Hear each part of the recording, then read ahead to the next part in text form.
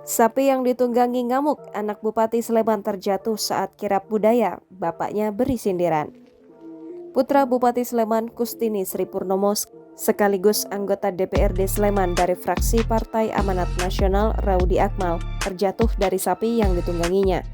Peristiwa itu terjadi di saat acara kirap budaya di Sleman, Daerah Istimewa Yogyakarta pada Minggu 7 November 2021. Video putra Bupati Sleman jatuh dari sapi yang mengamuk menyebar di media sosial dan viral. Di unggahan video tersebut ditulis, "Semoga bapak-bapaknya tidak apa-apa." Di dalam video tersebut tampak sedang ada acara kirap budaya. Terdapat 2 orang mengenakan busana Jawa yang sedang menunggang sapi.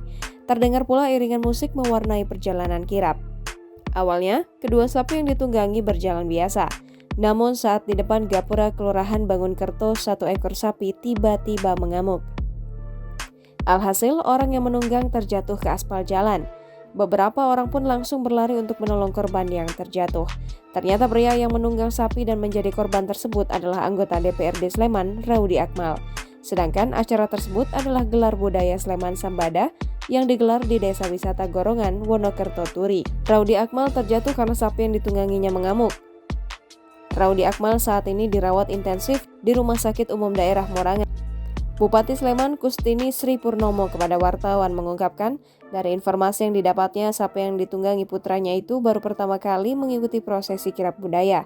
Sapi tersebut mengamuk hingga menyebabkan pria yang juga anggota DPRD Sleman itu terjatuh. Kustini mengatakan insiden tersebut sebagai hal yang bisa terjadi pada siapapun. Raudi Akmal menurut Kustini sosok yang bersemangat dalam melestarikan kebudayaan. Hal itu dengan keikutsertaannya dalam kirap budaya. Selain itu, semangat yang ditunjukkan dengan keberaniannya menunggangi seekor sapi dalam prosesi kirap tersebut.